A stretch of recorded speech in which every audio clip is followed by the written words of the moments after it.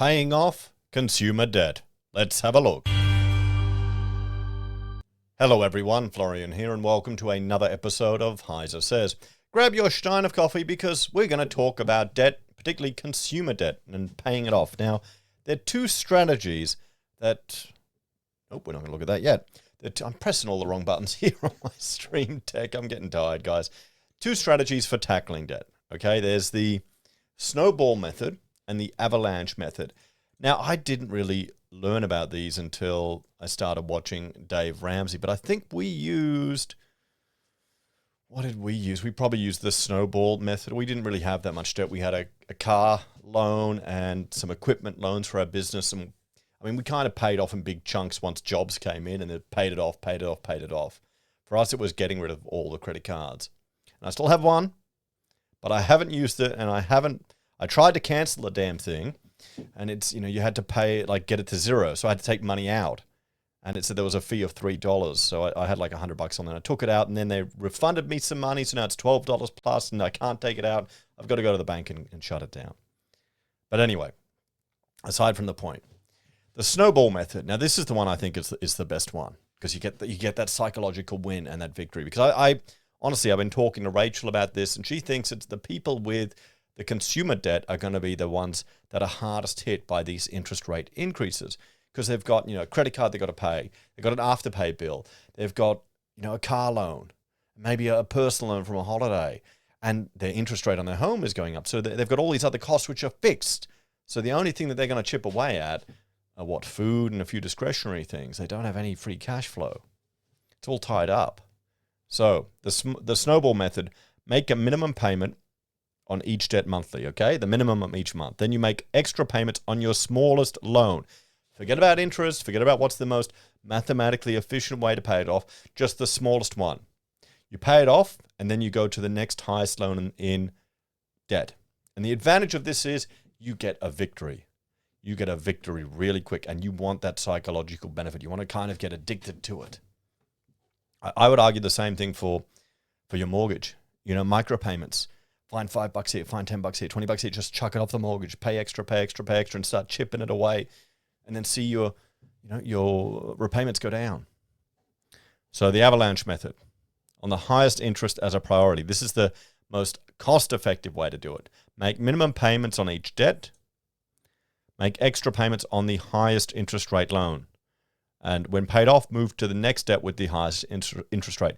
This is going to be the most efficient way to pay off your debts. This one is going to be the best way psychologically to pay it off if you need that victory. I would start with the Snowball.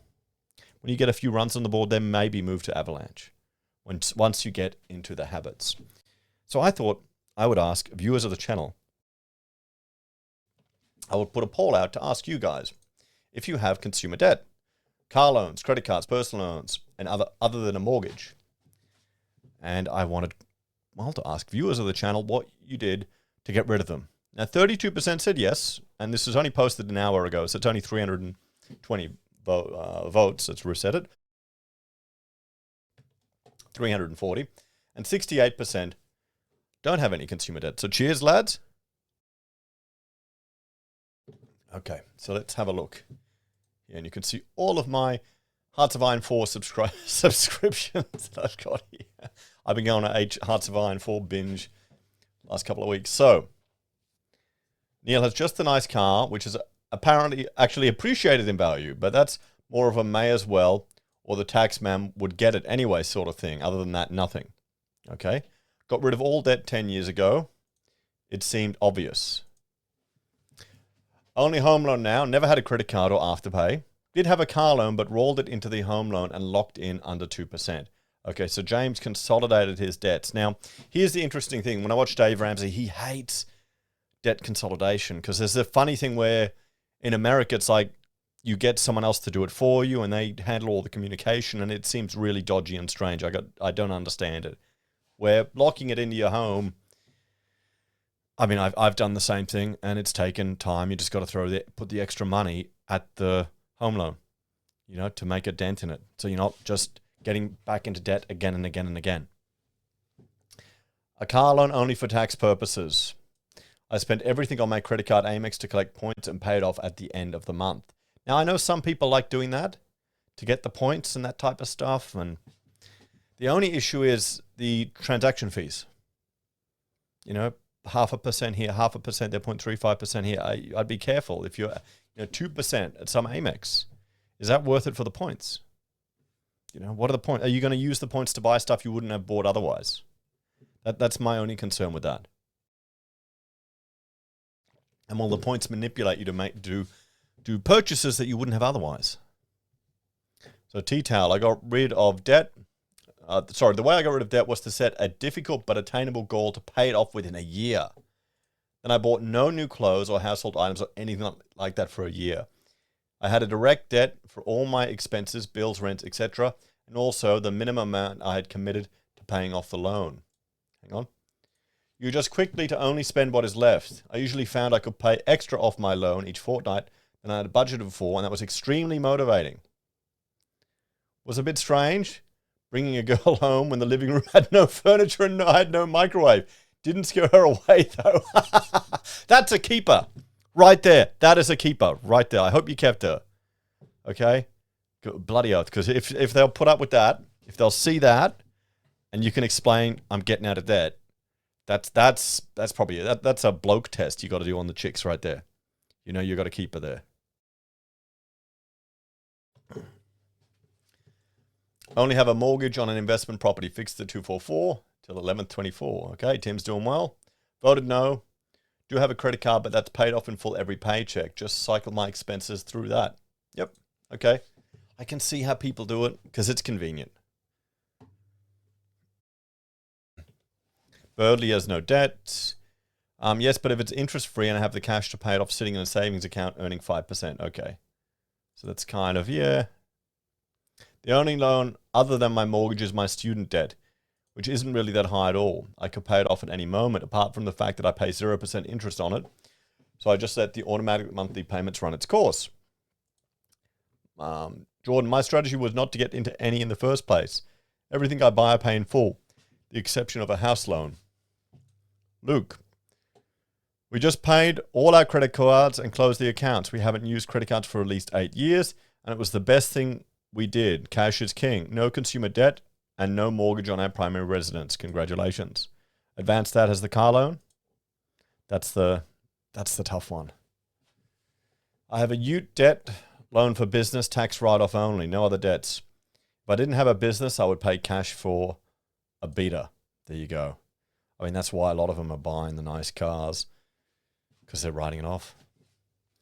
With Call's personal loans, you receive a debt MasterCard you can use. When I get my pay, I put it all on the card and pay bills with the overpayment. Pay it off quicker and save on interest that way. Okay. Spend less than income always. About 17K in personal loans from dumb decisions and helping people, plus a mortgage. I live with other people. If I was on my own, I wouldn't survive. Okay, so Peter, yeah, mate, we've all been there. We've all been there. It's part of life. Don't feel bad that you've made some mistakes. That's reality. But you gotta learn from them. Just don't keep making them again. Sonia had a car loan, paid it off a few years ago, waiting for the right repayment rate to go again. If we could get a car at 2.5% below, would go again. Okay. No consumer debt, no mortgage. My own person's doing real well. Debt is dumb, cash is king.